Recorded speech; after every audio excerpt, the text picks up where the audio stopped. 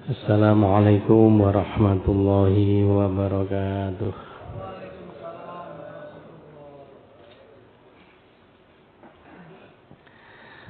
Bismillahirrahmanirrahim. Alhamdulillahi rabbil alamin. Allahumma salli ala Sayyidina Muhammadin wa ala alihi wa ashabihi ajma'in, amma ba'du. Bapak Ibu, para jamaah rahimakumullah, syukur alhamdulillah, mari kita panjatkan kehadirat Allah Subhanahu wa taala karena pada pagi ini kita bisa berjamaah bersama. Mudah-mudahan semua rangkaian ibadah kita diterima oleh Allah Subhanahu wa taala.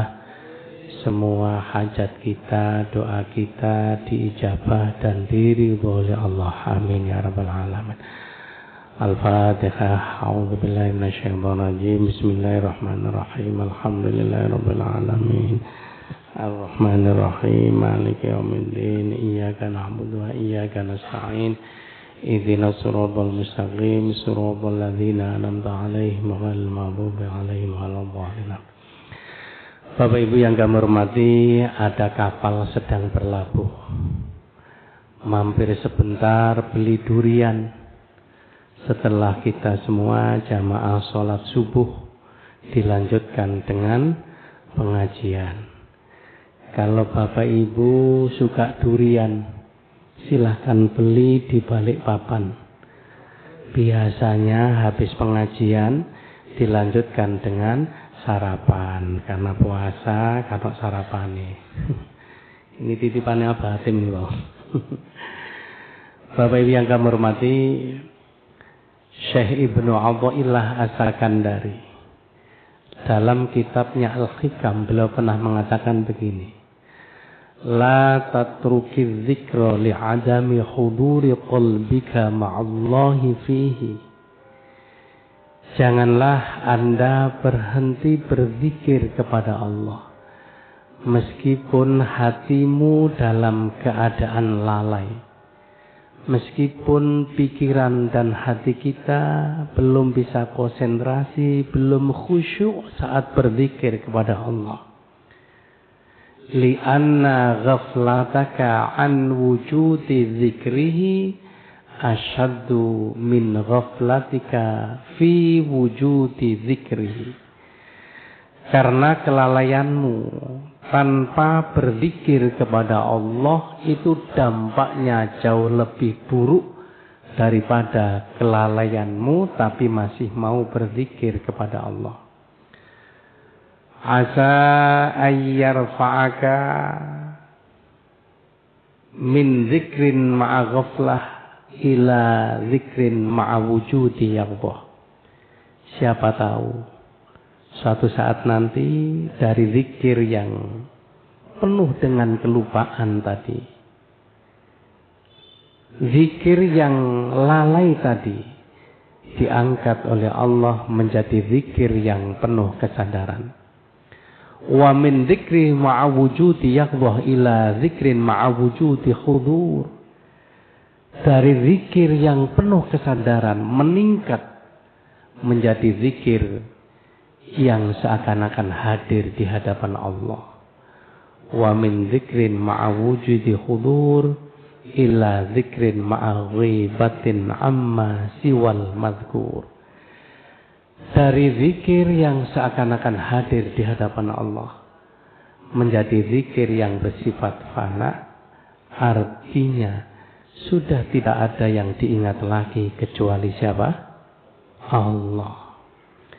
Bapak Ibu yang kami hormati, zikir berdoa yang penuh kekhusyuan itu ternyata tidak mudah.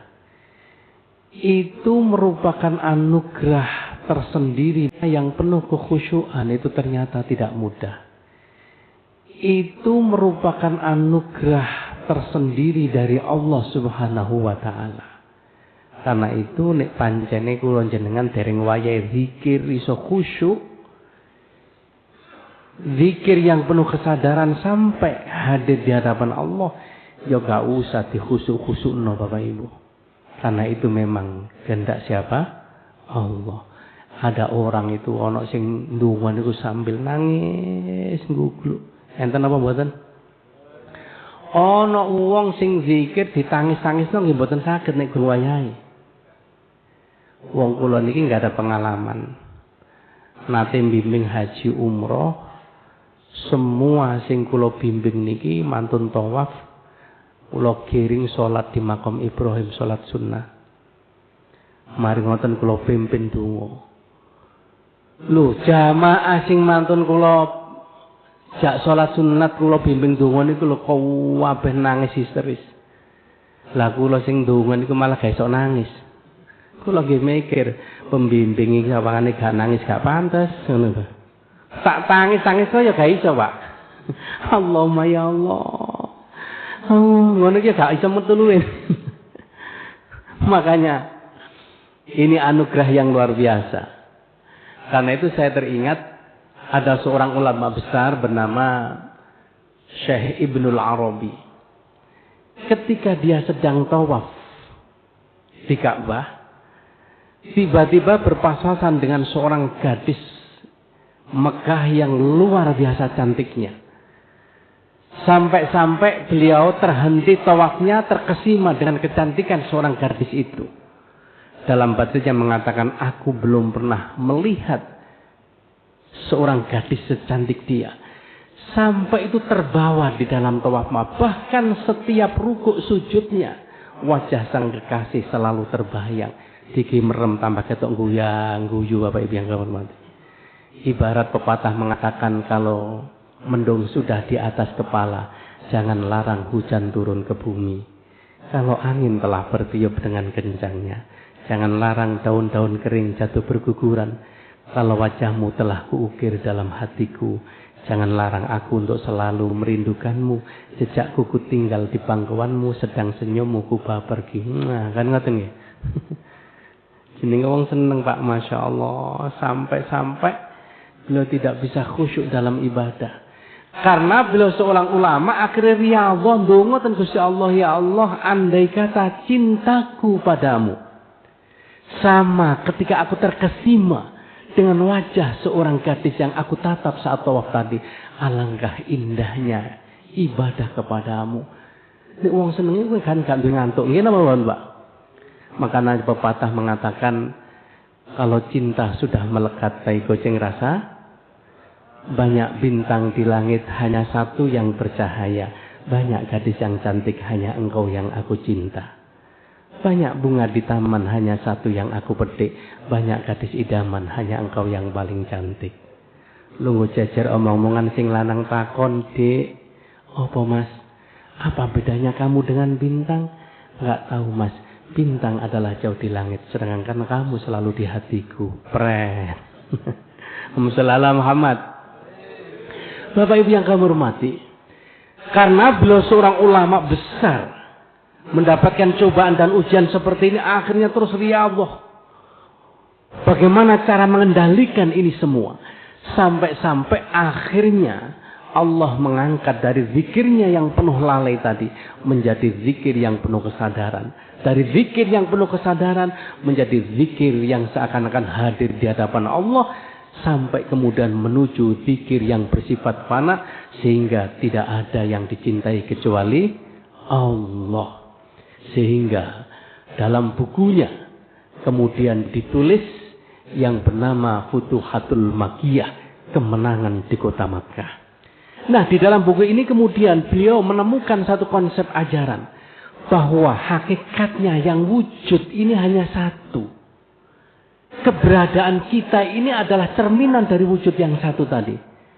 Sebab andai kata wujud yang satu itu tidak ada, kita pun tidak akan pernah ada.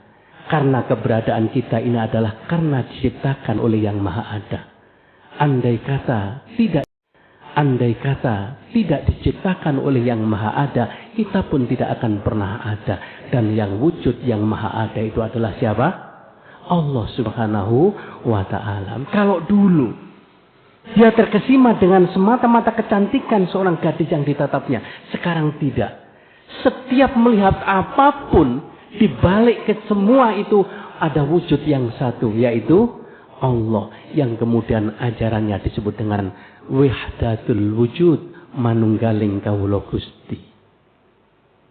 Jadi kalau melihat orang cantik, bukan kecantikannya yang dilihat, tapi di balik yang cantik itu ada zat yang maha menciptakan yang cantik, yaitu Allah. Jadi ketika melihat sesuatu langsung Allah, Allah, Allah. Karena semua adalah cerminan dari zat yang satu ini. Nah, sekali lagi Bapak Ibu, zikir yang penuh kesadaran sampai menjadi zikir yang seakan-akan hadir di hadapan Allah, itu adalah merupakan anugerah yang harus kita perjuangkan kepada Allah. Di samping itu ada sebuah riwayat. Seorang saudagar kaya raya Bapak Ibu, menyimpan dinar dan dirhamnya di dalam rumah. Dilalah pada saat membutuhkan lupa tempatnya. Akhirnya piyambake datang kepada Imam Hanafi. Tanya, Syekh ngapunten, kula niki punya persoalan. Apa persoalannya? Saya ini punya uang banyak, dinar dirham yang saya taruh di rumah saya. Dilalah ketika saya membutuhkan saya lupa tempatnya. Karena itu saya datang kemari mau tanya, di mana letak saya menyimpan uang? Imam Hanafi guyu. Bukankah itu uangmu sendiri yang kamu simpan di dalam rumahmu? Kenapa kamu tanyakan pada saya? Umpama kula jenengan duwe tangga kelangan duit takon jenengan itu harus pun dijawab, Pak. Halo? Nah, aku tak jawab, sampai ini gedang godhog, gerang tapi goblok kan ngono. Wong duit-duit dhewe disimpen-simpen di omah dhewe kok takok tanggane iku tempur karo nuduh. Karena bila seorang ulama tanya, "Kenapa kamu tanyakan kepadaku?" Bukankah Allah di dalam Al-Quran telah berfirman, "Fas'alu ahla dzikri in kuntum la ta'lamun." Jika kamu tidak mengerti atau tidak tahu tentang sesuatu, tanyakan kepada ahlu dzikri. Siapa itu? Ulama, kiai. Maksudnya ayat ini Bapak Ibu nek kula jenengan gak ngerti tentang persoalan agama. Misalnya arep jamaah, budal haji atau umroh, tidak ngerti tata caranya, syarat rukunnya, datanglah kepada ustaz kiai ulama. Lali gale duit tanggung iki nang kiai. Karena dia sudah membaca ayat, Imam Hanafi langsung komentar, "Oh, ngoten ta, nggih. Baik kalau begitu, panjenengan pulang, begitu sampai di rumah nanti jangan lupa segera lakukan sholat 2 rakaat.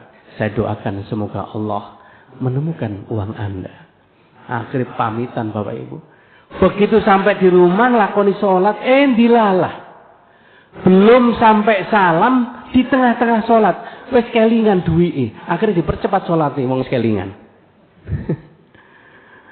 Begitu salam dicari ketemu. Saking senengnya, dia kembali lagi kepada Imam Hanafi. "Syekh, alhamdulillah berkat petunjuk dan bimbingan panjenengan, saya langsung sholat sunat 2 rakaat. Belum sampai salam di tengah-tengah sholat saya sudah teringat di mana letak saya menyimpan uang. Akhirnya alhamdulillah ketemu semua. Cuma yang saya tanyakan, kenapa panjenengan menyuruhku sholat di saat aku kebingungan tadi dalam mencari uang?" Imam Hanafi kemudian menjawab, "Aku sudah menduga ketika Anda sholat, setan pasti datang untuk mengganggu Anda supaya tidak ingat Allah, tapi eling duitmu." Tapi kan sebenarnya ketemu, Pak. Bapak Ibu yang kami hormati, khusyuk ini adalah anugerah yang memang kita perjuangkan. Tapi nek gurung wayahe teko kono, ya jangan dikhusyuk-khusyukno, wis biasa saja. Karena itulah di dalam hadis lain Rasulullah menyatakan, ketika beliau didatangi malaikat Jibril kemudian ditanya, "Ma huwal ihsan?" Beliau menjawab, "Anta'budallaha ka'annaka tara." Ketika engkau menyembah Allah, maka pikiran dan hatimu seakan-akan bertemu Allah. Seakan-akan melihat Allah. Gimana cara membayangkan Allah ini Bapak Ibu? Apakah tulisan Allah itu yang kita bayangkan? Mohon maaf saya belum mampu menjelaskan yang terkait ini. Ibarat makan gula itu manis, tapi saya belum pernah merasakan gula, manisnya gula. Wong kula dhewe niki salat khusyuk dereng nate, Pak. Pertanyaannya kelenjenengan ngapunten, ketika Allahu Akbar mulai pertama sampai salam, kira-kira akeh zikirin apa akeh nglamune, Pak? Halo. Jawab sing jujur nggih. Nek kula niki tasik kadang nglamune. Insyaallah jenengan boten lah nggih. Boten beda maksud kula, Pak. Fa illam takun taro fa innahu yaraka. Ketika engkau tidak mampu seakan-akan menghadirkan Allah, melihat Allah, maka sadarlah bahwa ketika engkau sholat sedang dilihat dan diperhatikan oleh siapa? Allah. Sebab logikanya membayangkan orang yang pernah melihat, itu kan kalau sudah pernah kenal. Seperti seorang gadis yang pernah ditatapnya tadi. Tapi kalau belum pernah mengenal syahadat kita secara syariat, ya cukup menyaksikan asyhadu an la ilaha illallah wa asyhadu anna Muhammadar Rasulullah. Saya bersaksi bahwa tidak ada Tuhan selain Allah dan Nabi Muhammad adalah utusan Allah. Ya gitu aja lah. Nanti Allah yang akan mengangkat Anda seperti itu. Karena itu Syekh Ibnu Athaillah mengatakan, jangan pernah berhenti berzikir kepada Allah meskipun hatimu masih belum khusyuk, meskipun hatimu masih banyak lalainya. Karena kelalaianmu tidak berzikir kepada Allah itu dampaknya jauh lebih buruk daripada kelalaianmu tapi masih mau berzikir kepada Allah. Karena itu Bapak Ibu, kok jam 5 ini sampai jam berapa Pak nanti Pak? Oh jam 8 ya. Alhamdulillah lewatan. Ya, aman terus aku tak mulai. Baik Bapak Ibu yang kami hormati. Itu pengantar. Nanti kita lanjutkan lagi. Ada pertanyaan? Halo? Nggih, monggo Pak. Miki pundi miki? Lah nggih kan sarapane pertanyaan barang. Mboten napa-napa wis niate ngaji Ramadan nggih. Assalamualaikum warahmatullahi wabarakatuh. Waalaikumsalam warahmatullahi wabarakatuh. Kami ingin menanyakan Pak. Pak, biar saya kenal namanya siapa Pak? Aziz Pak. Oh nggih Pak Aziz monggo. Ini pertanyaan saya adalah di dalam majelis taklim seperti ini seringkali Ustadz mengatakan bahwa pada bulan Ramadan ini setan-setan dibelenggu, pintu surga dibuka. Makna daripada itu apa? Padahal kalau saya melihat yang katanya setan dibelenggu masih berkeliaran. Buktinya masih malas subuhan, malas puasa, atau malas dan sebagainya. Itu satu Ustaz. Yang kedua, Lailatul Qadar. Lailatul Qadar itu mananya, apakah itu memberikan kemuliaan kepada hambanya pada waktu di bulan Ramadan ini, atau satu diperbutkan apa nanti yang dapat Lailatul Qadar itu yang betul-betul bersujud kepada Allah dengan khusyuk. Saya kira demikian. Terima kasih. Wah, ini sudah mewakili semuanya ini. Pertanyaannya bagus sekali. Jadi kenyataannya memang walaupun setan secara teks hadisnya Nabi dibelenggu, tapi kan banyak orang yang masih melakukan kemaksiatan. Bapak Ibu, Rasulullah SAW pernah bersabda begini, Inna syaitana yajri majrad dam. Sesungguhnya setan masuk ke dalam tubuh manusia itu melalui aliran darah. Fadayyiqu majarihu bil ju' ay bisawm. Maka persempitlah aliran darahmu dengan jalan memperbanyak rasa lapar, maksudnya puasa. Di dalam riwayat lain, supaya setan tidak bisa masuk, persempitlah dengan memperbanyak zikir kepada Allah. Nah, sekali lagi,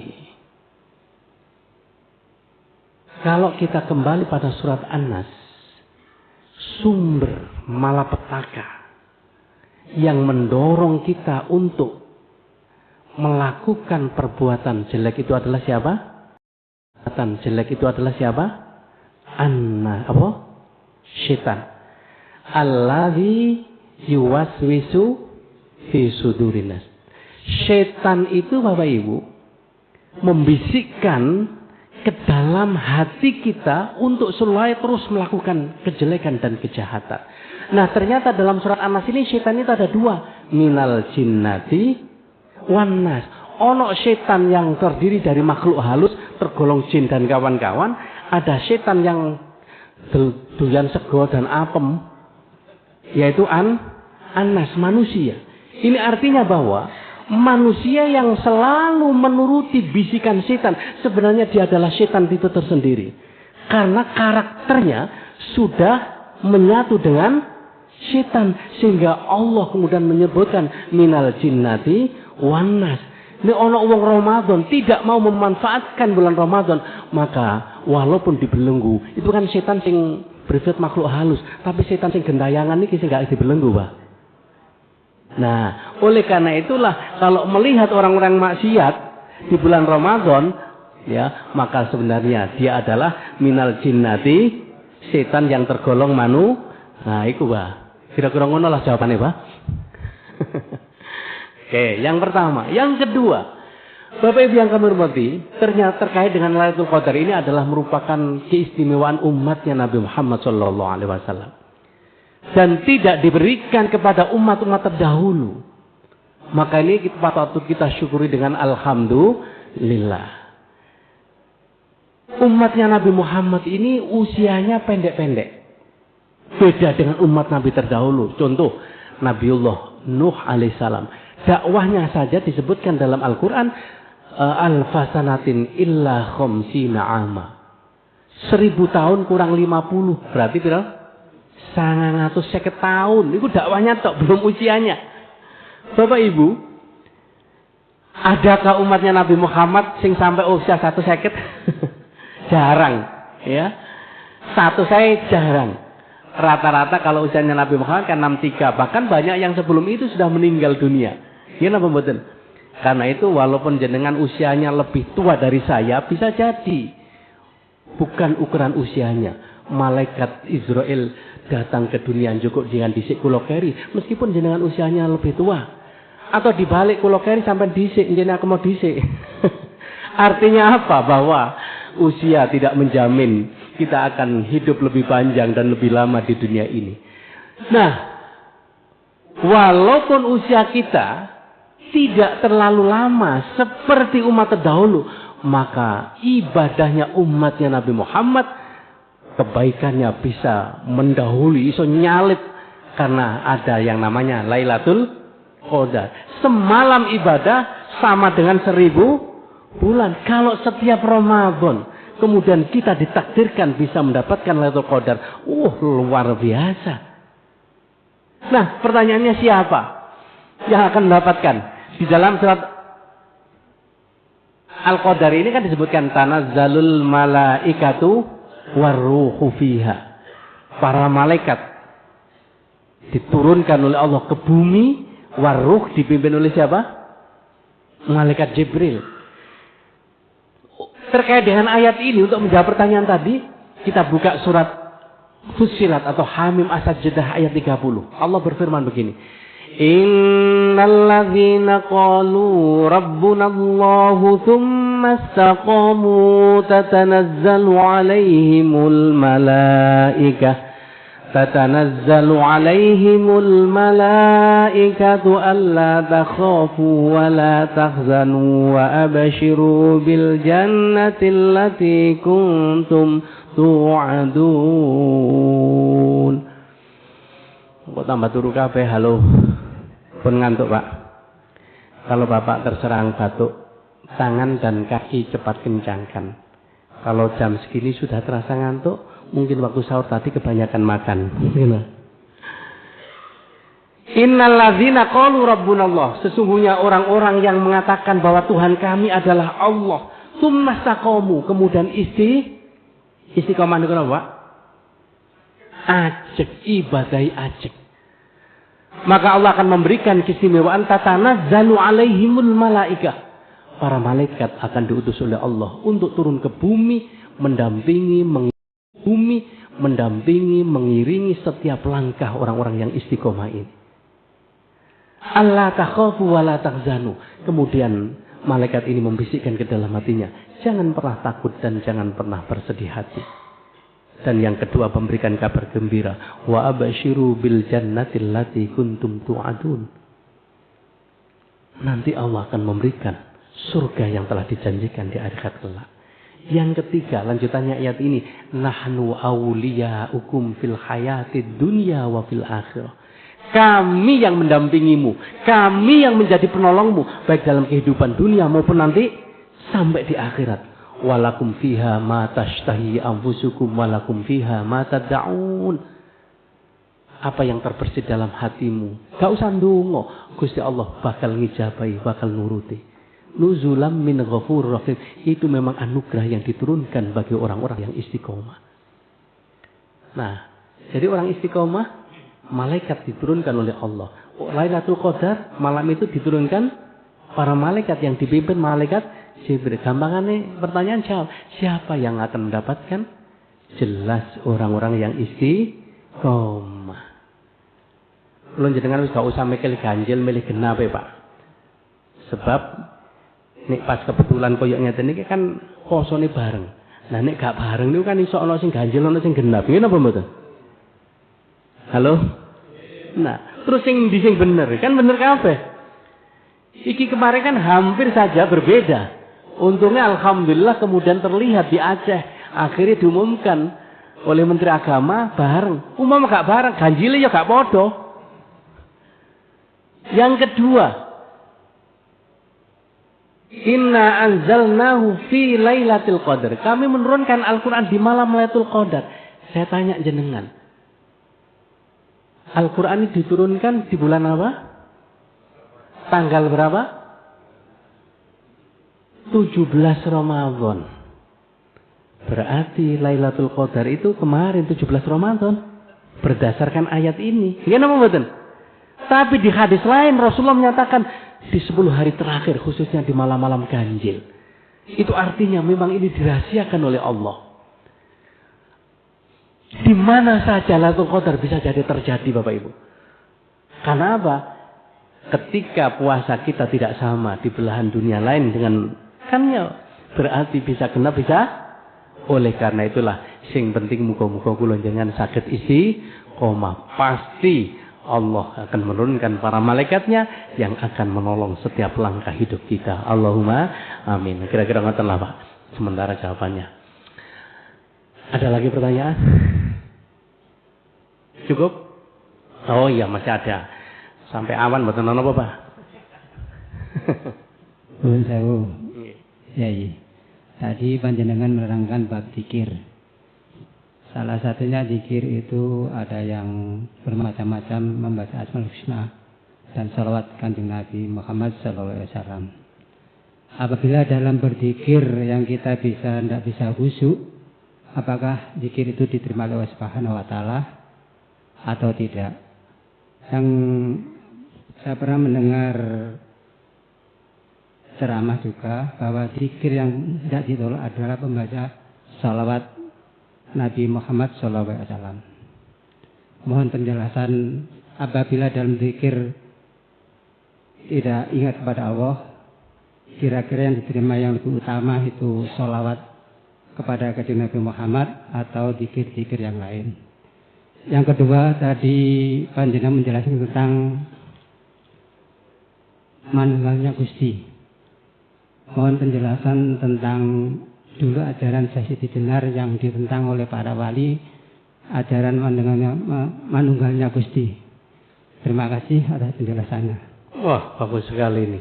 Kita tak dawa urusan ini. Baik, yang pertama, Bapak Ibu yang kami hormati, tentang zikir, walaupun tidak khusyuk, tetap lakukan saja. Diterimanya zikir dan tidak itu bukan karena khusyuknya. Kula jenengan sholat khusyuk itu tidak merupakan syarat dan rukunnya sholat. Sing penting wis semua yang telah memenuhi syarat dan rukun sholat pasti diterima oleh Allah. Sholat pasti diterima oleh Allah. Pasti diterima oleh Allah. Cuma para ulama dulu itu kemudian mengatakan begini Bapak Ibu. Nek kula jenengan sholat sendirian. Ibaratnya wong dodol lombok, dodol tomat itu bijian. Tapi nek sholat jamaah itu kiloan bahkan borongan tukune. Nek tukune bijian, ana sing bosok mesti diguwak, mesti sing tuku kan golek sing apik. Nggih napa mboten? Tapi nek tukune borongan, bosoke katut ketimbang. Nggih napa mboten?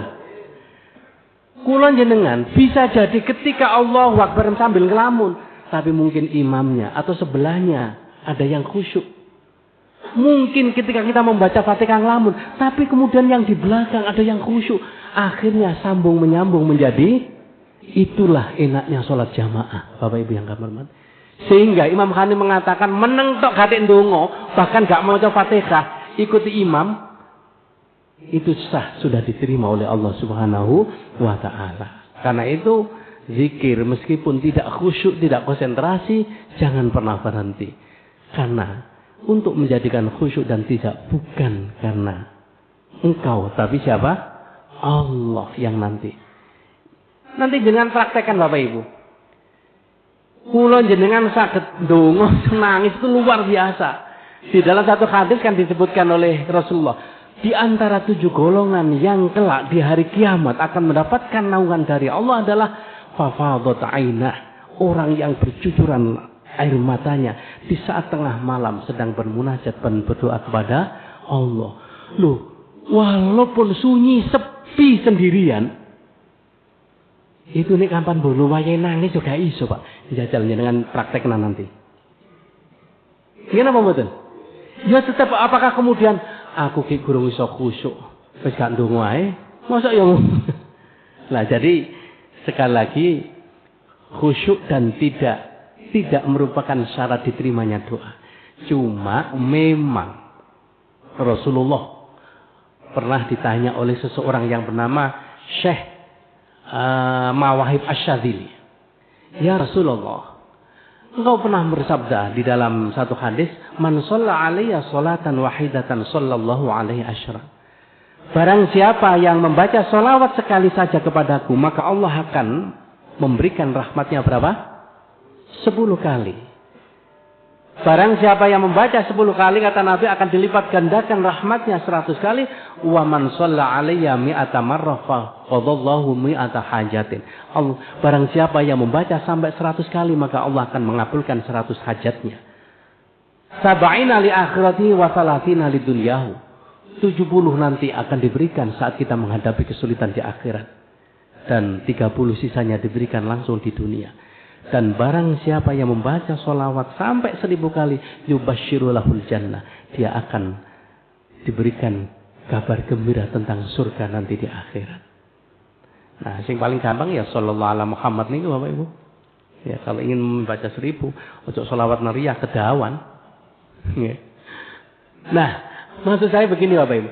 Ketika itu ada bertanya, ya Rasulullah, apakah setiap sholawat 1 kali yang dibalas oleh Allah 10 kali tadi, liman hadarul qalba, apakah dengan penuh kekhusyuan, dengan hati yang hadir di hadapan Allah, dengan penuh konsentrasi? La, bal likulli musallin walau ghafilan.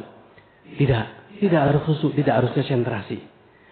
Siapapun yang membaca sholawat kepadaku, meskipun gak ikhlas, tetap akan mendapatkan 1 kali, 10 kali.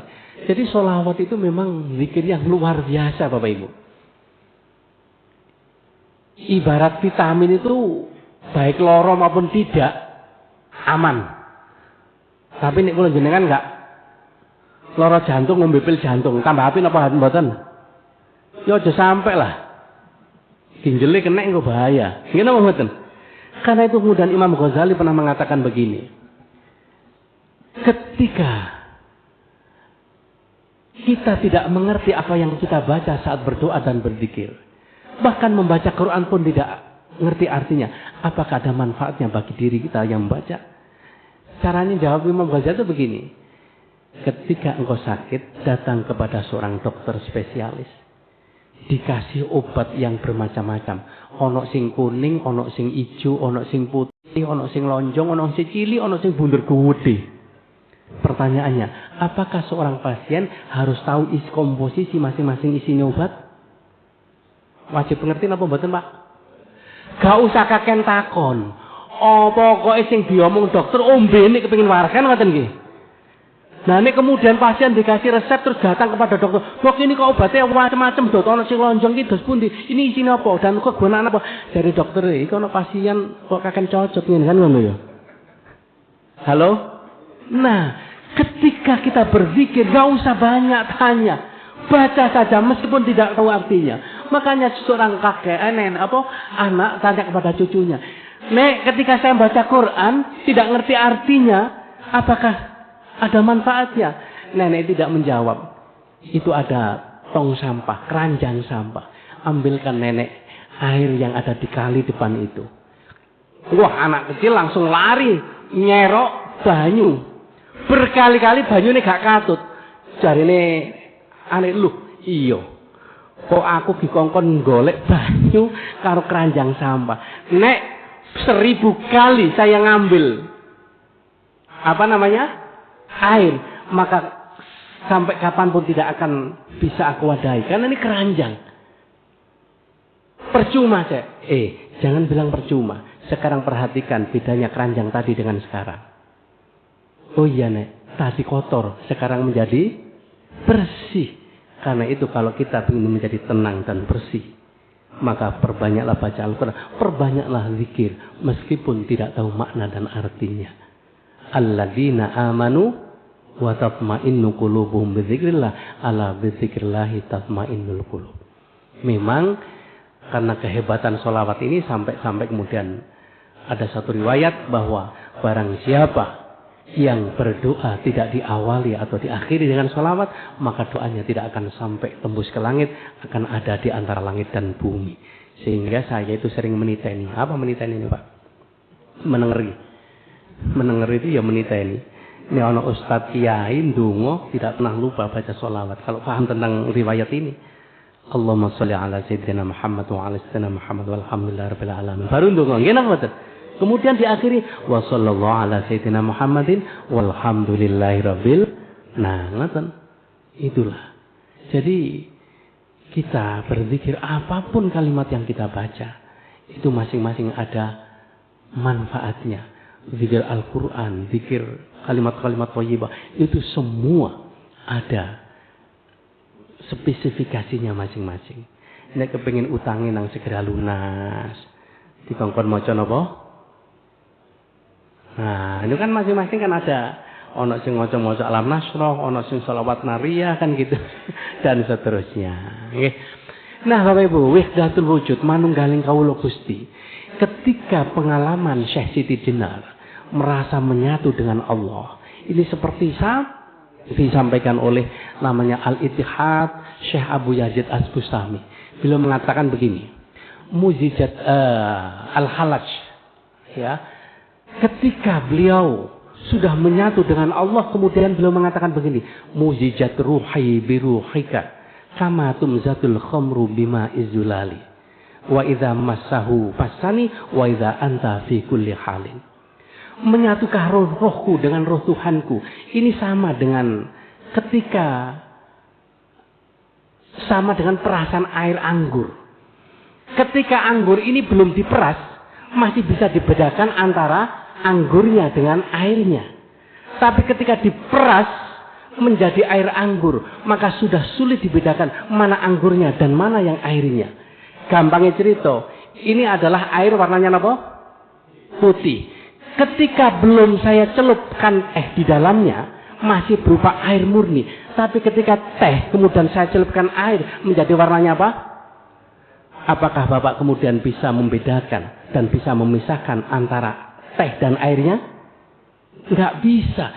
Itulah pengalaman spiritual beliau. Sehingga beliau mengatakan, La ilaha illa ana. Tidak ada Tuhan selain, karena ruhnya telah menyatu. Nah, jadi Bapak Ibu yang kami hormati, pengalaman spiritual itu sebenarnya pribadi. Tapi kemudian karena diucapkan dan diajarkan kepada orang supaya semuanya menyatu dengan Allah. Kira-kira seperti akulah.